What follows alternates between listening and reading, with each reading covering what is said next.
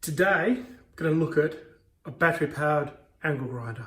Why would I want one? I've already got a corded angle grinder. Now, I'm not going to compare the powered angle grinder to the corded angle grinder, apart from having a quick look at how they cut in comparison to each other. There's obviously completely different user cases. I had a job the other day where I wasn't sure I could get power. I'm only a DIY guy, helping a friend. There was no power nearby. I'm going to help a mate doing something exciting.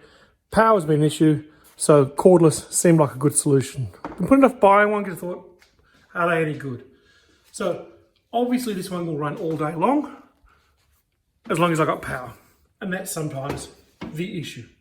So down the local hardware, this model, skin only, didn't come with a battery. Seemed to fit the right criteria. It looked tough enough, looked fine. So that's the actual box. Was that this one here, if you can see here, this is the lock nut for this angle grinder. This is nearly 12 years old. The lock nut was stuck on, couldn't get it off, needed an angle grinder to get it on, and I need to go and help a mate where there's no power, so I thought, bite the bullet, buy one. I'm not going to use it all day, every day. I'm not going to use it too often, so I bought the cheapest one I could. I do have some other ones of these, but I get recommended a 3 amp hour battery. So I also bought a 3 amp hour battery. So here's the battery, here's the angle grinder. Let's just have a look in comparison. Here it is, cord's dangling down, so it's going to add a little bit of weight to it. So the corded angle grinder is about just over 2 kilograms.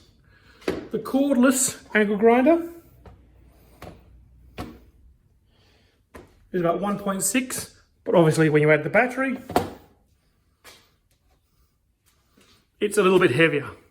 So holding it all day, you might notice the difference. Once the battery's on, we're ready to go. Set my multimeter to 200 volts because when I've tested this in the past, this is an 18 volt battery, but it shows just over 20 volts. So fully charged, yes, button here reports it's fully charged. So that battery's been on charge, all ready to go. So let's have a look at how it actually works. Simply fit the battery, ready to go. Now, I've got some grinding discs on here. One of the interesting things in the instructions, a couple of things to maintain and have a look at. It doesn't actually say don't use angle cutting blades anywhere, but it only mentions grinding blades.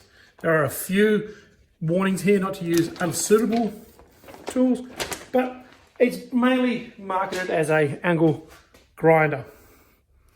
So let's first up do a very, very quick comparison to an angle grinder. One of the good things about this, nice easy switch, so wearing the safety glove that it recommends is very easy. And it's a soft start, so there's no kick when it starts. This one here,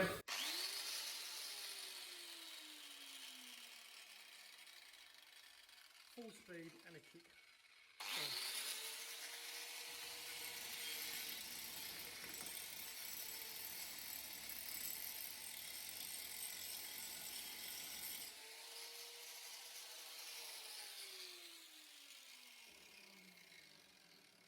As you expect, out of the box, it works.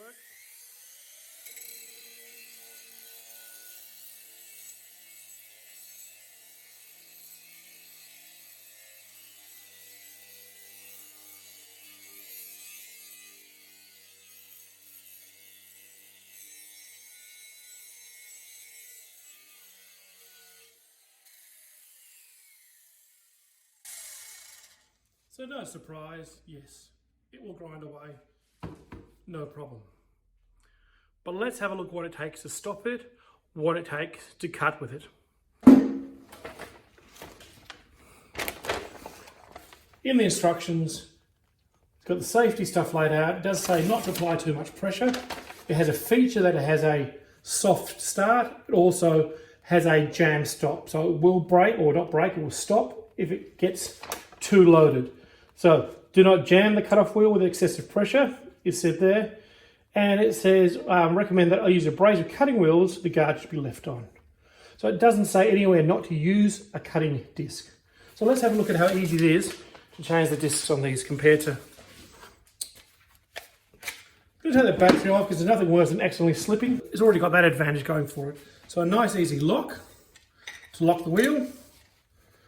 Comes with the spanner and quite easy.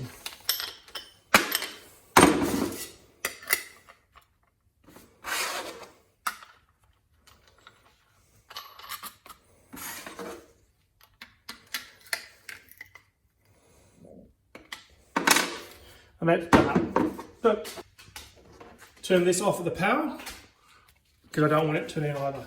As I said, this one, the cat is very old. The catch is a bit broken, so it's a little bit more difficult, but this has got a fast.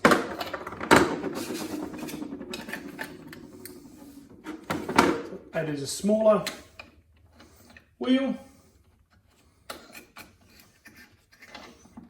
but it does operate at a higher. There's that catch that doesn't work too well. This is not the original cut-off wheel. As you saw, the original one I had to cut it off, and this is the only one I had in that 10mm size.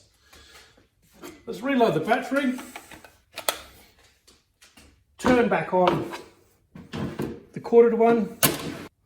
So I can use that zeroed. What I'm going to do now is using the brand new blade. See how much weight I need to do to cut that. I'll time it in a little bit later, but let's have a look. I'm holding it by my hand, it should be clamped.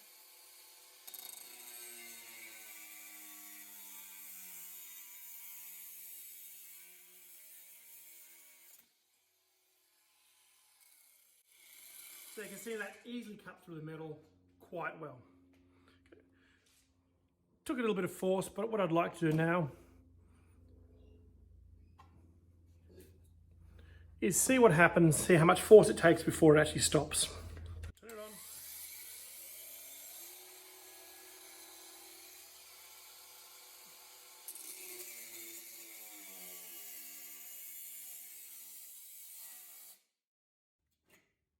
So you can see there the blade stopped when I was applying, some with the left hand, some with the right hand, but combined less than 10 kilos. So the will stop. We'll start again.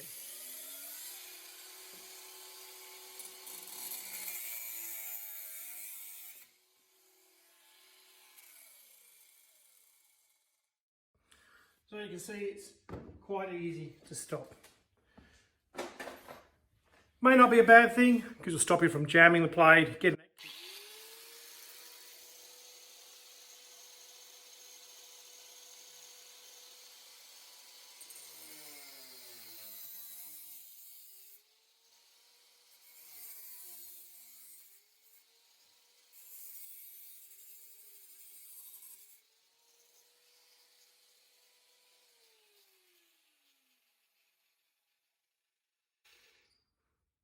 So you can see there, smaller blade, didn't go all the way through, had to twist it, didn't quite get it perfect. It's a little bit quicker, unless you're doing thousands of jobs, it's not going to take too much.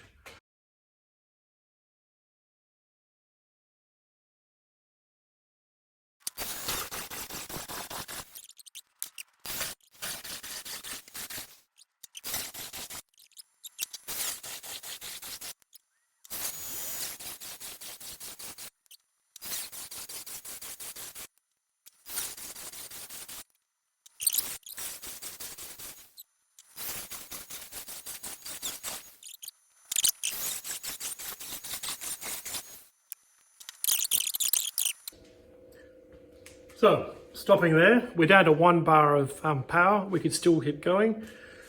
I understand the last cuts only just from the surface with a small blade, but that, although it only looks about 10 minutes worth of cutting, that, if you said each 3 cuts or 2 cuts is worth 1 cut, that's quite a substantial amount of work for a handyman. Now, with the battery. This battery at the time of filming cost me $35. Interesting little nugget of information here. Found it on the website, was in stock at my local shop. When I went there, it's not on display. So the 3 amp hour battery is not on display. The 2.5 hour, the 4 amp hour, they are on display. They were up, kind of out of sight, pushed to the back, and they were up there on sale. So these were the 35, the same as the 2.5 hour batteries, also selling for 3.5. And it was cheaper to buy this battery and a charger separately than buy the bundle as well. Just recapping the battery information, the 3 amp hour battery is $35, the 2.5 amp hour battery is $35. The bundle for the 2.5 and the fast charger costs $59.99. If you buy the 3 amp hour battery at $35 and the regular charger at $19, it's $4 cheaper. But it is the slightly slower, so it will take 2 hours to charge a 3 amp hour battery, but longer battery time.